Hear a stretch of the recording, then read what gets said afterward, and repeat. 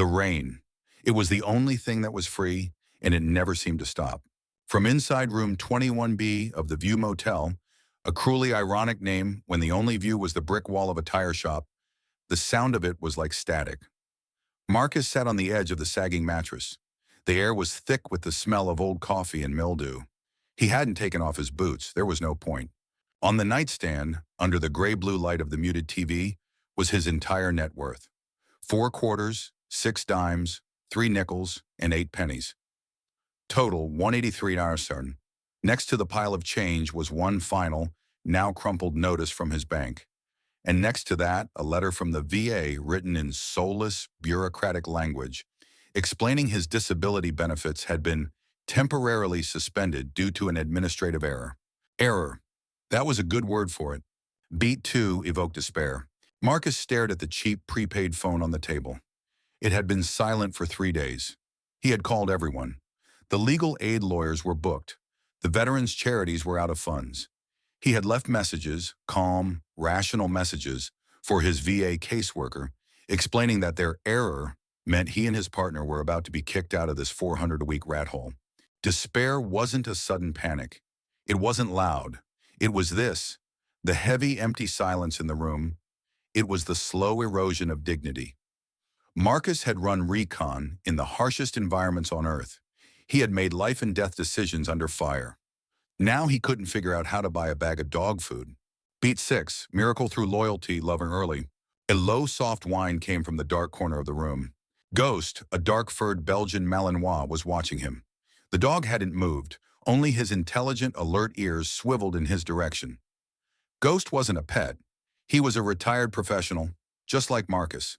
His brown eyes held no pity, only patience, unbreakable, unquestioning loyalty. Ghost had sat there without food for 24 hours and had not once complained. He simply waited for the next order. And it was that trust, that absolute, unwavering faith that Marcus would figure this out, that was crushing him more than the hunger. Beat 3, unexpected or kind action. Marcus reached down. From under the bed, he pulled his go bag. It was empty, save for one item. He had been saving it, his last reserve. One Cliff Bar, peanut butter flavor, 450 calories. He looked at it. He looked at the dog. His own stomach cramped with a sharp, hollow pain. He could eat it, have the energy to try for one more day, to make more calls, to beg. Instead, he tore the foil wrapper. The crinkling sound made Ghost lift his head. Marcus broke the bar in 2. One small half, one large half. He tossed the larger half onto the floor. Ghost patted over, sniffed it, and then looked up at Marcus. He didn't eat. Eat, Marcus whispered. His voice was hoarse from disuse. Ghost watched him for another second before he bent his head and neatly consumed the half bar. Marcus tucked his own small half into his jacket pocket. He wouldn't eat before his partner. That was the rule. The rules were all that was left. Beat 4, sudden change or big opportunity. At that exact moment, the motel's landline phone, the beige plastic antique plugged into the wall, rang. The sound was so loud, so alien, it made both Marcus and Ghost flinch. Marcus stared at it. It wasn't his cell. Nobody called this number. It could only be the front desk, calling to tell him his time was up, to kick him out. He had been bracing for that confrontation. He picked up the receiver. Yeah? I'm looking for a Marcus Evans. A dry voice, not the clerk's, crackled through the line. It had an East Coast sound, the sound of expensive suits in high-rise offices. Is this Mr. Evans? Who is this? My name is Arthur Pike. I'm an attorney with Pike & Strauss in Boston. I am the executor of the estate of Master Sergeant Elias Thorne. The name hit Marcus like a jolt of cold electricity. Thorne. A man he knew only by reputation. A near mythical ghost in his old unit. An old-school operator who had fallen off the grid long ago. Thorne's dead, Marcus stated. It wasn't a question. Yes, 3 weeks ago, the lawyer said, void of all emotion. He seems to have left you something in his will. A piece of industrial property, specifically. A warehouse, to be precise, on the outskirts of the city. Beat 5, secret or opportunity waiting. Marcus froze. The room seemed to tilt. The rain, the TV, the hunger, it all vanished. You've got the wrong guy, Marcus said. I barely knew him. Are you Marcus Evans, formerly of... Well, Pike read off a unit designation that made Marcus's skin crawl. Yes, Then there is no mistake. Master Sergeant Thorne was very thorough. His will is specific. Lot 7A, Cross Creek Industrial Park. It comes with some unpaid back taxes, of course, and certain clearing obligations. Frankly, Mr. Evans, you'd be doing our firm a favor by taking it off our hands. We just need you to sign the transfer. A warehouse, a trap, a joke, or a lifeline? Thorne didn't do things without a reason. Men like Thorne didn't give gifts. They gave assignments. What do you need me to do? Marcus asked, his training kicking in. A short pause. Come to our local office, Pike said, his voice suddenly sounding hurried. Sign the papers. Take the keys. The property is yours. You have 48 hours to claim it before the county seizes it for the tax lien. The address is being sent to your phone. Now. Marcus looked at his prepaid phone. It vibrated, a text message with a downtown address. He hung up the motel phone. Beat 6, miracle through loyalty, love, the payoff. The silence flooded back into the room, but it had changed. The desperate, hollow quiet was gone. In its place was something sharp, a problem to be solved. Marcus stood up straight.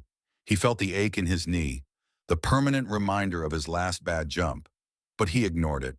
Ghost, finished, was on his feet, muscles coiled, watching his master. He could sense the shift. The lethargy was gone from Marcus, replaced by the one thing the dog was trained to recognize: purpose. Marcus walked to the window and pulled back the grimy curtain. The rain was still falling, but it didn't seem final anymore. It was just weather. He turned back and looked at Ghost. All right, Marcus said, his voice clear. He slapped his go bag. Get your gear. Ghost immediately snatched his old leash from the floor and brought it to Marcus. Marcus took out his remaining half of the Cliff Bar and ate it in one bite. He had no money, no fuel, and no plan. But for the first time in a year, he had a destination. He had a mission. He crouched and gave Ghost a rare scratch behind the ears. Let's go, buddy. We've got a new AO. The 24th floor lobby of Pike & Strauss smelled like old money and lemon polish. It was the kind of quiet that cost a fortune. Marcus felt every eye on him as he crossed the Italian marble, his worn combat boots a sin on the gleaming floor. Ghost was a silent shadow at his left knee, moving with a professional grace that was more intimidating to the occupants than any bark. A woman in a sharp blazer actually recoiled, pulling her briefcase closer. They did not wait.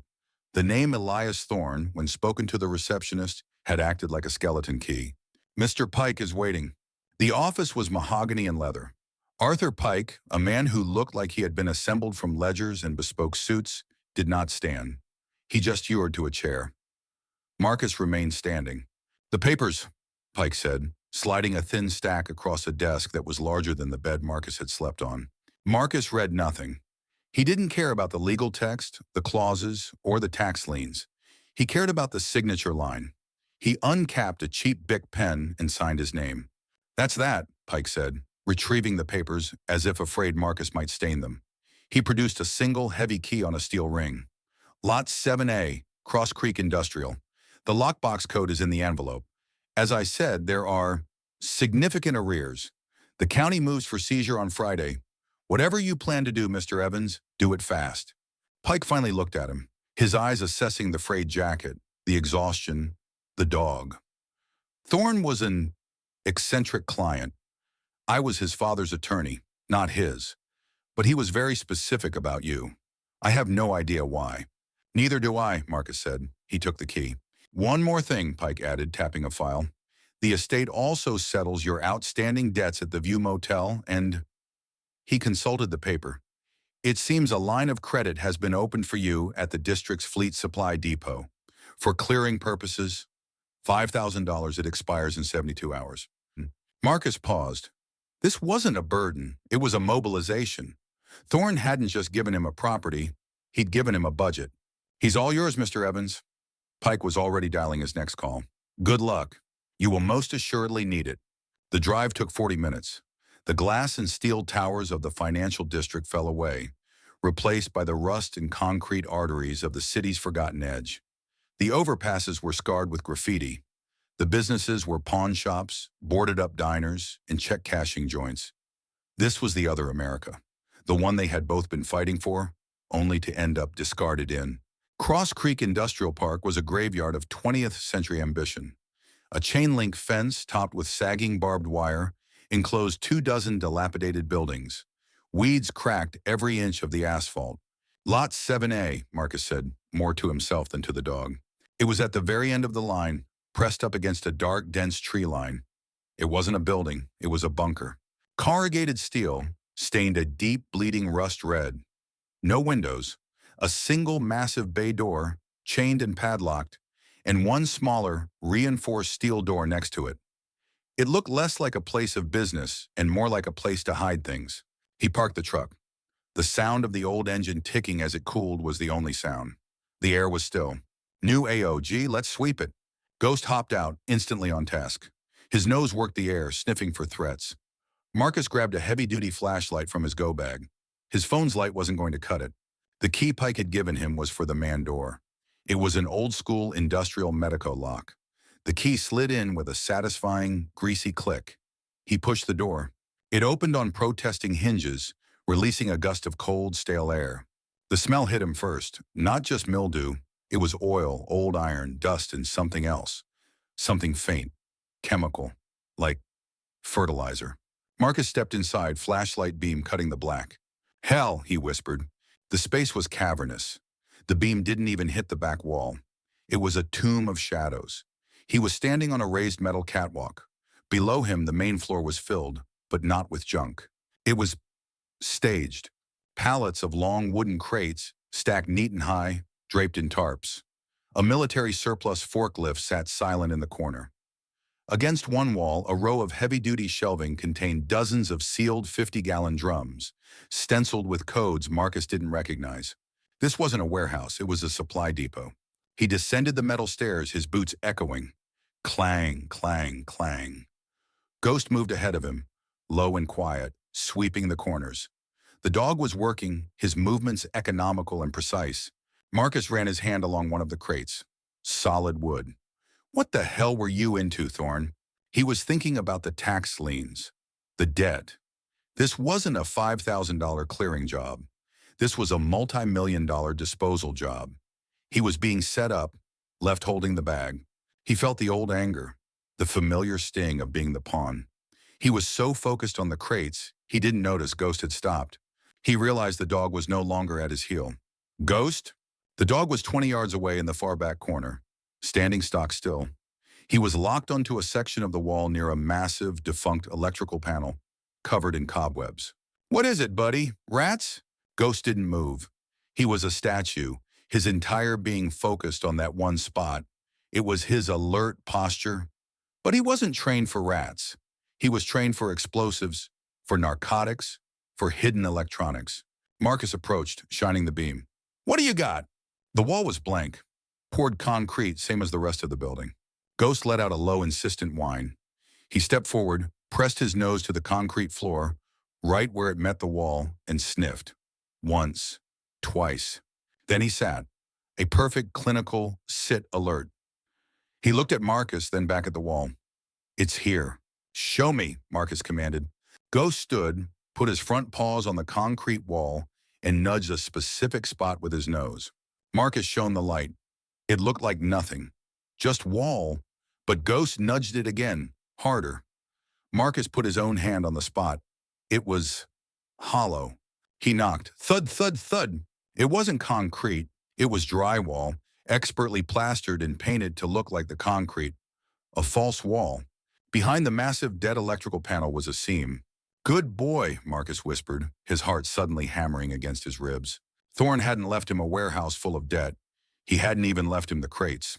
He'd left him this, a door. And Ghost, loyal to a scent Marcus couldn't even perceive, had just found the lock. The discovery of the false wall changed the air in the warehouse. The mission had changed. This was no longer a clearing operation, it was a breach. Marcus's first move was not to attack the wall. It was to execute the plan Thorne had laid out for him. He and Ghost left the warehouse, the new Medico lock clicking shut behind them, and drove to the fleet supply depot. It was less a store and more a vast industrial yard, smelling of diesel and welding slag. Marcus walked into the portable office, Ghost heeling so closely he looked like an extension of Marcus's shadow. The man behind the counter, who looked like he'd been carved from railroad ties, didn't even look up from his racing form. "Help you?" "I have an account," Marcus said. "Thorn, Lot 7A. The man's head snapped up. He didn't ask for ID. He didn't check a computer. He just stared at Marcus for a long, heavy second, his gaze dropping to the dog and then back up. "Right. Thorn," the man said, as if remembering a bad debt. "$5,000. Expires Friday. Shop's yours. Anything you take, just log it on the clipboard by the gate. We're on the honor system." "Honor system," Marcus repeated, the words tasting like ash. "Thorn's rules," the man grunted, and immediately returned to his paper. Marcus was a ghost in the yard. He moved with purpose. He didn't get a cart. He selected his tools with the precision of a surgeon. A 20-pound sledgehammer with a new fiberglass handle, a 48-inch Halligan-style pry bar, a set of heavy-duty bolt cutters, a high-lumen, battery-powered work lantern, the kind that could light up a football field, and one small, magnetic-based drill. He logged it all. The total was just under $800. The honor system felt more like a test. Did you take what you needed, or did you get greedy? He drove back to 7A, the new tools rattling in the truck bed. Back in the warehouse, the silence was absolute. He set the work lantern on a drum, flooding the back corner with a harsh white light that threw grotesque shadows. Ghost, sensing the shift in mood, didn't sit. He took up a security position, facing the main bay door, watching their back. He was on duty. Marcus approached the false wall. The old electrical panel was first. He wedged the pry bar behind it. The panel was heavy, but with a groan of protesting metal and the shriek of rusted bolts being ripped from concrete, it tore free, crashing to the floor. Behind it was exactly what he'd suspected. Cheap drywall, plastered and painted with a masterful, deceptive skill to match the surrounding concrete. "Here we go, Thorn," Marcus muttered. He set his feet, gripped the sledgehammer, and swung. The sound was explosive in the confined space. A deafening crack that echoed off the distant steel ceiling. A hole the size of a fist appeared. He swung again, harder. The wall disintegrated. Plaster dust filled the air, catching in the beam of the lantern. He worked for 10 minutes, a machine of focused destruction, tearing down the flimsy barrier. What lay behind it made his blood run cold. It wasn't a room. It was a door. A circular, heavy-gauge steel hatch, reinforced with beams, set directly into the real concrete foundation of the warehouse. It looked like the entrance to a Cold War-era bunker or a submarine's pressure bulkhead, and it was sealed. A heavy, rust-flecked wheel was at the center, immobile. To the right, a digital keypad, dark and lifeless. Marcus touched the keypad. It was cold, dead. He followed its armored cable, which ran 4 feet before terminating abruptly, cut clean. A decoy. He put his shoulder to the wheel and pushed. It didn't budge. He put the tip of the pry bar into the spokes and leveraged it with all his weight. The bar bowed slightly, but the wheel held fast. It was seized by rust, or locked from the inside. "Damn it," he hissed, stepping back.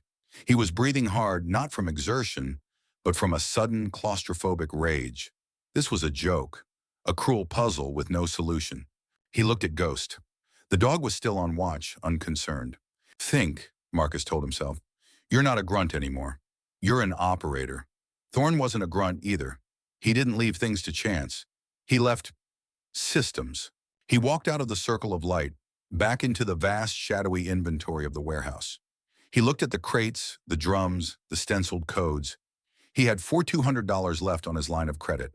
He had a drill. He could cut, pry, or blast. But that wasn't the way. Brute force was the trap. He walked back to the hatch. He looked not at the lock, but at the frame. He ran his fingers along the seal.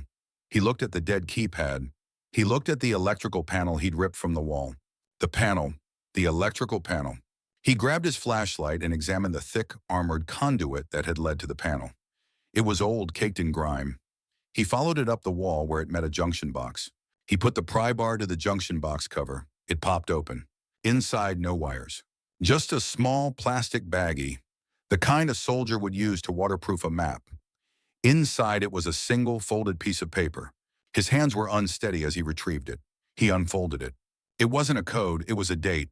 10/08/2001. 2001. He stared at it. It meant nothing to him. A random date. He tried to think. What was it? A birthday? An anniversary? He looked at the keypad. It was dead. The date was useless. He paced back to the crates, frustration mounting. He was missing a piece. The warehouse, the key, the credit, the key. Marcus froze. He reached into his pocket. The key Pike had given him. The single, heavy Medico key for the man door. He ran back to the hatch. He looked at the dead keypad again. There was no keyhole. He looked at the wheel. No. He looked under the wheel. There, almost invisible, caked in plaster dust and grime, was a small recessed keyhole. Not a standard one. A circular, high-security Medico port. He wiped the dust away. He slid the key in. It was a perfect, oiled, smooth fit. He turned it. A heavy, internal clank echoed from deep within the wall. The wheel was still immobile. But the keypad, the one with the cut wire, suddenly lit up, its green LEDs bright and eager. It wasn't a decoy. It was just waiting for the primary unlock. The screen didn't ask for a PIN. It displayed a single prompt. Date of entry. Marcus's fingers, stained with rust and plaster, flew to the keypad. He punched in the numbers. 101-82001. He hit enter. For a second, nothing. Then a low, powerful hum vibrated through the concrete floor. A heavy hiss of pressurized air, like the brakes on a semi-truck. The wheel, the one he couldn't budge with a pry bar, began to turn slowly, all by itself. Thunk, thunk, thunk, thunk. When it stopped, there was a final, definitive K-chunk. Marcus grabbed the wheel and pulled. The hatch was heavy, balanced on hydraulic pistons, and it opened outward with a sigh. A rush of cold, sterile air hit his face. It smelled of ozone and wet stone. He grabbed the work lantern. Ghost, hearing the finality of the sound, had abandoned his post and was now at Marcus's side. Hackles raised, a low growl in his chest. Marcus shined the beam into the opening. It wasn't a room, it was a staircase. Steep, narrow concrete steps, descending into perfect, absolute darkness. "Stay," Marcus commanded. Ghost sat, quivering, his eyes fixed on the black hole. "No," Marcus said, correcting himself. He looked at the blackness, then back at the massive, vulnerable warehouse. "No, you're with me." He stepped over the threshold, lantern held high. "Heel!" Together, man and dog took the first step down. The air in the stairwell was not just cold, it was processed. It was the sterile, refrigerated air of a place where humidity was the enemy. The beam of the work lantern was swallowed by the darkness, throwing their two shadows. One man, one dog, long and distorted against the slick, concrete walls. The descent was deeper than he expected. 50, then 60, then 70 steps down. The only sound was the tick-tick-tick of Ghost's claws on the gritty concrete and the solid, heavy thud of Marcus's boots. The world of the warehouse, the rain, the debt. It was all 100 feet above them, another lifetime. Then the sound, a heavy hydraulic hiss thump from above. Marcus froze. He spun, lantern beam pointed back up the stairs. The hatch was closed. A timer, a failsafe. They were sealed in. Ghost looked up, his ears flat, and let out a single low woof. He wasn't panicked. He was just reporting. "Okay," Marcus said, his voice absorbed by the dense concrete. "Forward is the only way." He reached the bottom. A landing, a steel fire door with a panic bar. No lock, no keypad. This was a one-way system. He put his hand on the bar, expecting cold steel. It was warm. He pushed. The door opened with a near-silent swoosh into a room that defied all logic. He wasn't in a cellar. He was in a server room. The low, steady hum he'd felt through the floor of the warehouse was, here, a clean, powerful drone. One entire wall was composed of floor-to-ceiling server racks, their blue and green status lights blinking in the darkness like a captive galaxy. This wasn't some forgotten Cold War relic. This was active. This was expensive. Marcus moved the lantern. The room was roughly 40 by 40, the walls lined with acoustic foam. This was a SCIF, a sensitive compartmented information facility, a black budget hole in the ground. Opposite the servers, a wall-mounted LCD screen, currently dark, hung over a long workbench piled with hard drive duplicators and soldering equipment. But the centerpiece, the heart of the room, sat in the middle. It was a command and control console, a semicircle of 6 monitors, all dark, angled around a single high-backed operator's chair. "What in God's name, Thorne?" Marcus breathed. Ghost, released from his heal command, was already working. He didn't search the perimeter. He walked directly to the server racks. He sniffed the primary ventilation intake, his tail giving a single rigid wag. He looked at Marcus. This is the source. Marcus moved to the console. The chair was worn, the leather cracked in the shape of a man who had spent thousands of hours sitting in it. The whole place smelled of ozone, faintly, and something else. Old coffee. Next to the keyboard, under a layer of dust, sat three items. A heavy glass ashtray with a single fossilized cigar butt, a laminated card of radio frequencies, and a thick black three-ring binder. A continuity book, the analog backup, for when the digital world failed or when it couldn't be trusted. He opened it. The first page was a mission charter, typed on an old dot matrix printer. The letterhead was blank, no agency insignia, just a title. Project Onyx Mission, Long-Term Subterranean Acoustic and Data Surveillance. Status, active. He flipped a page. It was a schematic of the warehouse above them, the layout of the crates, the forklift. It was all part of a visual cover, designed to look like a generic, abandoned lot. The warehouse wasn't the mission, it was the camouflage for the real facility. He kept turning, his hands still grimy with plaster dust smudging the clean plastic sleeves. He saw shipping manifests for electronics, routed through a dozen shell corporations. He saw satellite data. He saw financial ledgers detailing buy-offs of local inspectors and port authorities. Thorne wasn't just hiding. He was running a private, multi-million-dollar intelligence operation from a hole in the ground. He flipped to a new section labeled Personnel. His blood went cold. It was a list of names. Men he'd served with. Men who had been discharged. Men who had been retired. Men who had simply disappeared. Beside each name was a status: asset, active, asset, retired, or compromised. He ran his finger down the list. He saw the name of his old team sergeant. He saw the name of his first spotter. And then at the bottom of the second page, he saw his own. Evans M.S.O., status, pending activation. Trig Thorne, deceased. He stumbled back, his shoulder hitting one of the server racks. The binder fell from his hands, pages scattering across the floor. S.O., subject operator. He wasn't just a random soldier. He was a contingency plan. Thorne's death wasn't an inheritance. It was a trigger. The administrative error at the VA, the motel, the call from the lawyer. It was all a pre-planned sequence, a domino line set up years ago, and Thorne's last act was to push the first one over.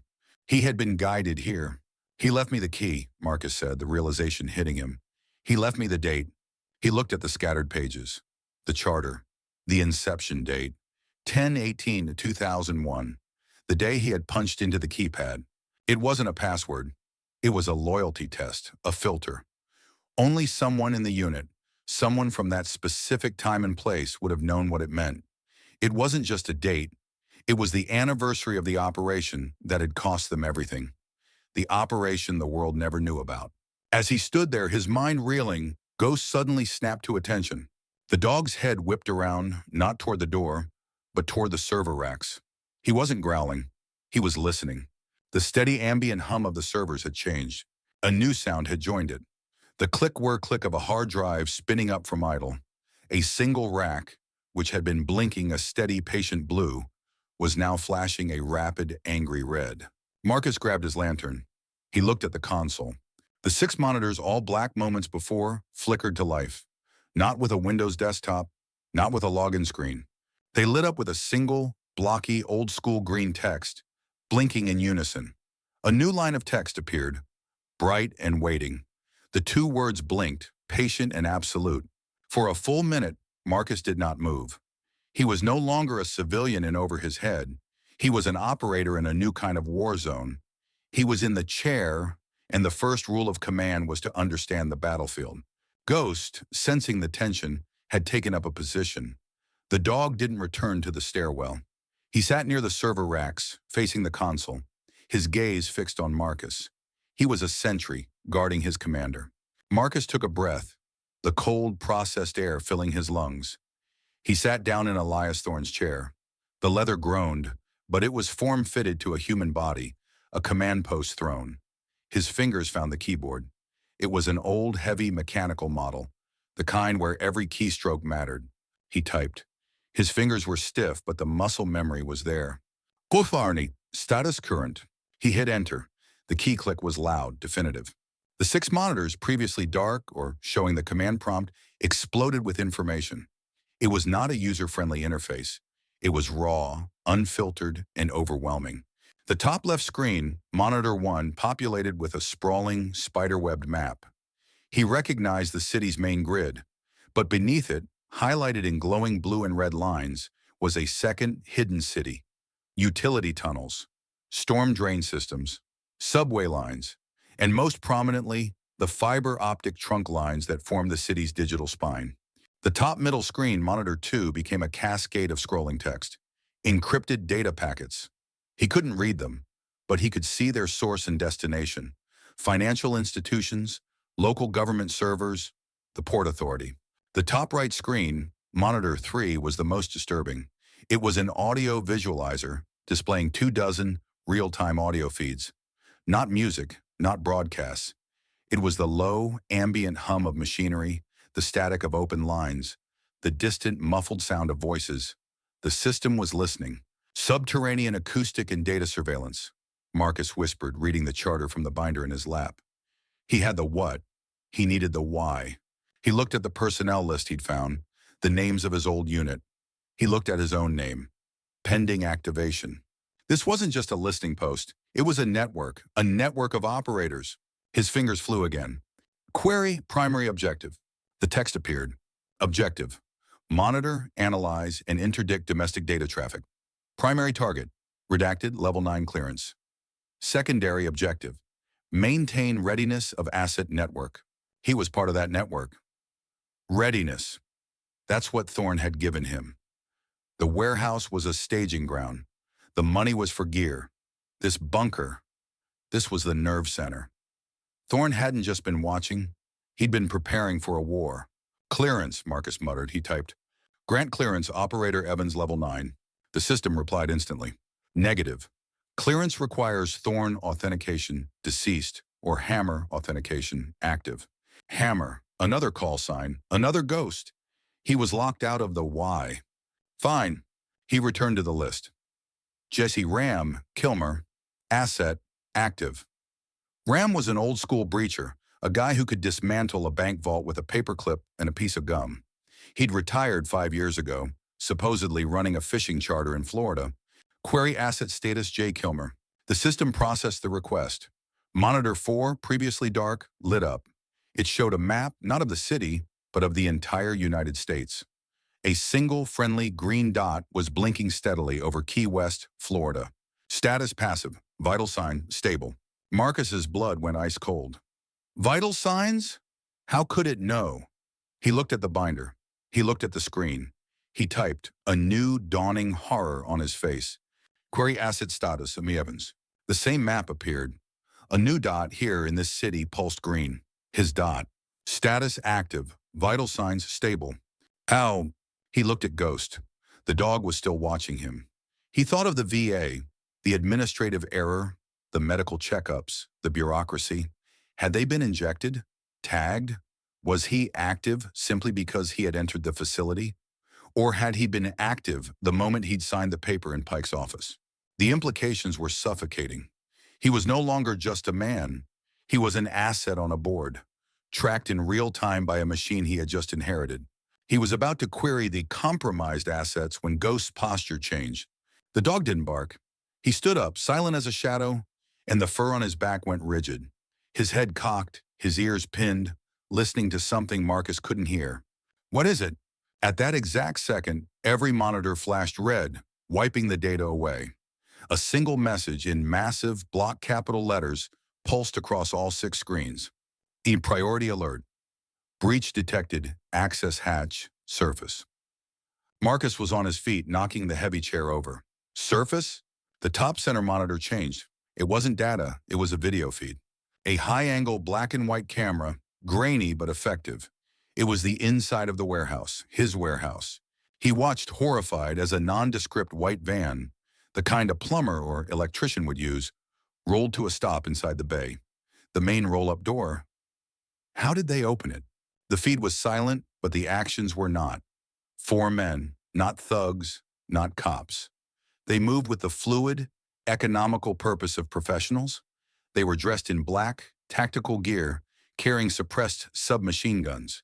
They fanned out, clearing the stacks of crates, moving toward the back corner. They knew. They hadn't just shown up. They were here because he was here. He'd turned on the power. He'd activated the system.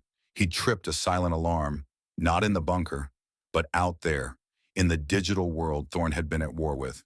One of the men on the screen, the one who was clearly the team leader, stopped. He looked around the empty warehouse, then spoke into a mic on his collar.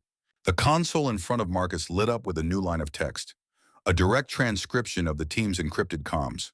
Leader, he's in. System is hot. Onyx is live. Unknown. Confirm and secure. Full package. The asset and the dog. Ghost, as if hearing the words, unleashed a low, guttural, terrifying growl. Marcus hit the console, looking for a control. A camera. A defense system. The command prompt just blinked at him. He looked at the only exit, the sealed, pressurized door leading up to the stairwell. He looked at the screen, at the 4 men now gathering by the false wall, pulling their own breaching tools. He was 100 feet down in a steel box, with 1 dog and a terminal that was waiting for an order. The screen was a one-way mirror. Marcus was a ghost, 100 feet down, watching his own executioners prepare for the kill. The words hung on the console, a digital death warrant. Ghost, sensing the spike in Marcus's adrenaline, stood from his sight, his body a coiled spring, a low growl vibrating in his chest. Easy, buddy, Marcus breathed, his hand never leaving the dog's head. His eyes were locked on the screen. On the monitor, the 4-man team was at the false wall. The drywall he had battered with a sledgehammer was a minor inconvenience. They tore the rest of it down in seconds, revealing the heavy steel hatch. Team 1. Doors a Type 4 reinforced. Leader, we expected that. Get the lance, we're on a clock. A thermal lance. They weren't going to pick the lock. They were going to melt it. They were going to cut the hatch out of the wall. Marcus turned to the console. The prompt awaiting command was no longer a welcome. It was a challenge. He was trapped. The hatch above was a pressurized failsafe. He couldn't go up. But Elias Thorne was a paranoid genius, and paranoid geniuses build defenses. His fingers, slick with a cold sweat, flew across the keyboard. Key query egress. The system replied instantly. Negative. Bunker sealed. Quarantine protocol. Active. Thorne Outh wrecked. He was locked in. A self-imposed prison. Query defense grid. The screen flickered. A new menu appeared. It was a list, simple and brutal. 1. System subacoustic deterrent. Status inert. 2. System halon purge. Status empty. 3. System grid. Overload. Status active. Ready. Halon was useless. The tank's probably empty for years. Subacoustic. He didn't have time to figure out what that was.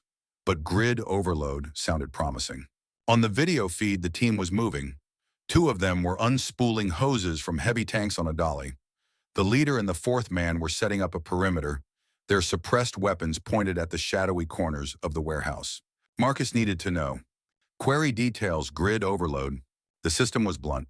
Target, all conductive surfaces, warehouse 7A. Method, electrify main floor, concrete rebar, via primary conduit. Output, 400 Vi, 20A, non-lethal, incapacitating. Warning, requires wet floor conditions. Marcus looked at the screen. The rain, the leaking roof. The warehouse floor, he knew from his walkthrough, was a minefield of icy puddles. The men setting up the lance were standing in one. It was a trap, a massive building-sized cattle prod, just waiting for someone to flip the switch. Thorne hadn't left a gun. He'd left a high-voltage battery. On the monitor, the man with the lance ignited it. A blinding white-blue flame erupted from the tip with a hiss that Marcus's mind filled in. He was aiming it at the hatch's hinges. Leader, burn it. We have 2 minutes. Marcus had seconds. Okay, Marcus said to the dog, his voice a strained whisper. Here's the new plan. His hand hovered over the enter key. He was about to shock 4 men, possibly killing them. Non-lethal or not, it was a line he hadn't crossed since he'd left the service. The man on the screen put the lance to the steel. Sparks flew, a brilliant, terrifying shower of molten metal. The hesitation was gone. Marcus typed, execute, grid overload. He hit enter. The bunker hummed, not a new sound, but a deeper one. The lights on the server racks flickered for a second, and the floor vibrated beneath his boots. A single, deep bass thump. On the screen, the effect was instant. The man with the lance went rigid. His body, locked by 400 volts, arched backward. The lance flew from his grip, skipping across the concrete in a shower of sparks. The other three men collapsed, not like men being shot, but like puppets whose strings had been cut. They hit the wet floor, seizing, their limbs locked in a silent, agonizing dance. It was over in 3 seconds. The active turn-ready status on Marcus's console blinked, then returned to standby. In the bunker, the silence was deafening. Ghost, sensing the release of tension, let out a shaky breath. Marcus was breathing hard, his heart hammering. He watched the screen, waiting. The men were down. 3 of them were in a pile, unmoving. The fourth, the one with the lance, was twitching. But the leader wasn't down. He was on his feet. Marcus stared, his blood turning to ice. The leader was standing, breathing hard on top of a wooden pallet, one of the many stacked around the warehouse. He had insulated himself. He had been smart. The leader, his weapons still at the low ready, calmly looked at his 3 incapacitated teammates. He kicked a weapon away from one of them.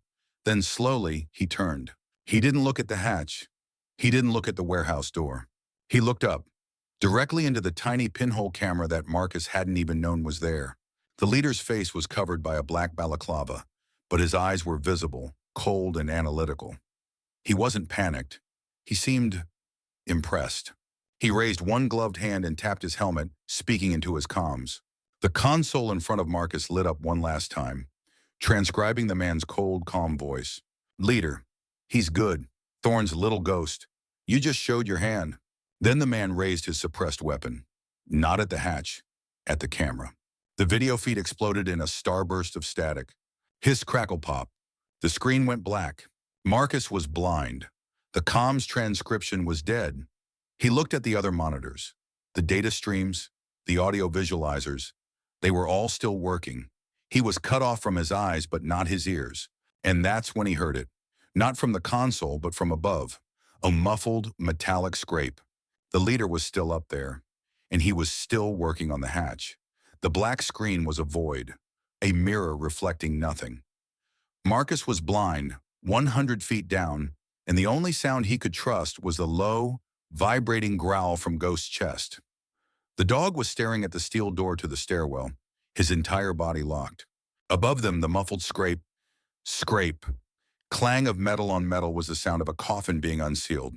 Marcus was out of options, but he was not out of assets. He was in the nerve center of a digital god. He couldn't see the warehouse, but the warehouse wasn't the only thing Thorne was watching. He spun to the console. Monitor 3, the audio visualizer, was still active, still processing dozens of feeds from the city's underbelly. He didn't need the team's comms. He just needed to listen. His fingers hit the keys. Isolate grid, 7A, perimeter. The dozens of audio feeds on the screen vanished, replaced by 3. Feed 1, substation 03, HVAC. Feed 2, utility node 04, fiber trunk. Feed 3, sewer main 08, acoustic. Open audio feed 2. The room was suddenly filled with a low white noise, the hum of the city's data passing through the fiber line. But beneath it, there, a high-pitched digital scream. It was the thermal lance transmitted through the ground, vibrating the utility conduit. The leader, Hammer, was burning through the hatch, and he was fast. This wasn't a breach, it was a demolition. Marcus was a sitting duck. He looked at the sealed door. He looked at Ghost. He looked at the console. A bunker with only one way in is a tomb. Elias Thorne would never build a tomb. He grabbed the binder, flipping to the schematic. He'd seen the warehouse layout. He needed the bunker. Display schematic bunker 7. A blueprint lit up monitor 5. There it was. The server room, the stairwell, entry. And in the back, behind the main server racks that powered the entire system, a thin, dotted line. Label emergency ventilation shaft, man-rated. Exit, redacted. It was an escape. The shriek of the lance from the speakers was getting louder, punctuated by the clang of a pry bar. "Ghost, higher," Marcus commanded, his voice tight. He ran to the back of the server room, Ghost at his heel. Behind the last rack, exactly as the schematic showed, was a 4-foot steel plate, bolted directly into the concrete foundation. It was covered in dust and painted to match the wall. He didn't have the tools he'd bought. He looked around frantic. He found a maintenance kit for the servers. He grabbed a heavy-duty socket wrench, solid steel, 1.5 pounds. He wedged the handle under the lip of the first bolt. Scrape. He put his boot on it and kicked. The bolt was frozen. Rust. Come on, he hissed, throwing his entire weight into it. The sound of the lance from the speakers suddenly stopped. Marcus froze. Ghost went dead silent, his head low. The bunker was quiet again, too quiet. Then a new voice filled the room. Not from the utility node, from the console itself. The system was transcribing a new, unsecured frequency. A voice that was close. Unknown sig. He's dark. Camera's out. He knows we're here. He's defensive. A second voice replied. This one was cold, calm, and familiar. It was the voice of the man who had been in the warehouse. Leader 1, it doesn't matter. I'm through the hatch. He's in a box. Nowhere to run. Securing the package. The name on the transcription right next to the voice made Marcus's blood run cold. Voice-eyed, Hammer. Hammer, the other level 9 operator. The one the system was waiting for. This wasn't an external attack. This was an internal conflict. An asset coming to claim his inheritance. No, Marcus whispered. A heavy clang echoed. Not from the speakers, but from the stairwell. A thud. Hammer was at the bottom of the stairs. He was at the bunker door. Ghost erupted, a furious, desperate volley of barks, launching himself at the steel door. Ghost, no, back! Marcus took the wrench and with a desperate roar, smashed the handle. The first bolt head sheared off. He hammered at the second. The hiss of the bunker door's hydraulics opening filled the room. The second bolt snapped. Ghost, Heir, go! Marcus yelled, pulling the plate free. It fell with a heavy thump, revealing a pitch-black tunnel, smelling of damp earth and rust. Ghost, obeying the command, jumped into the darkness. The bunker door was opening. A sliver of light from the stairwell cut into the room. Marcus grabbed the binder from the floor, the analog backup. He looked at the console, at the 6 screens of glowing, stolen data. He couldn't let Hammer have it. He ran to the keyboard. Hammer was in the doorway. Stop, the leader yelled, his voice muffled by his mask. Marcus didn't stop. He typed one last command. Execute Thorn Protocol 0, system wipe. The console flashed. Confirm YN. Hammer raised his weapon, a high-caliber pistol. Don't touch it. Marcus looked at the man. He left it to me. He slammed his palm on the Y key and hit enter. No! A deafening, European-style siren blared. The lights in the bunker flashed bright red. System wipe in 30 seconds. Marcus turned and dove headfirst into the ventilation shaft. Ghost, go! Go! He screamed into the blackness. He heard the dog scrambling ahead. He began to crawl, pulling himself forward with his elbows, the binder digging into his chest. Behind him, he heard a roar of pure rage. He heard a whump as the server racks began to short-circuit. 10, 9, 8, 2. The lights of the bunker were flickering wildly. He saw Hammer's silhouette, framed in the doorway, as the man realized it was too late. He wasn't aiming at Marcus. He was aiming at the servers, a useless, final act of defiance. 3, 2, Terinen. The world went white. A massive electrical crack exploded behind Marcus. A sound so loud it felt like a physical punch. The force of the concussion blasted him forward, slamming him into the side of the shaft. Then darkness. Total, absolute darkness. The sirens were gone. The lights were gone. The hum of the city was gone. He was in a metal tube smelling of wet earth, his ears ringing. He was alive. He heard a soft whine in the blackness, a few feet ahead. He'd lost the bunker. He'd lost the system. But he had the dog, he had the binder, and he had made an enemy of the most dangerous man he'd ever met. The hunt was on. Thank you for following the story of Marcus and Ghost. We left them in their darkest moment with a new, powerful enemy and no allies. Our question to you is, now that the god in the machine is gone, how does a lone veteran and his K9, armed only with a book of secrets, fight back?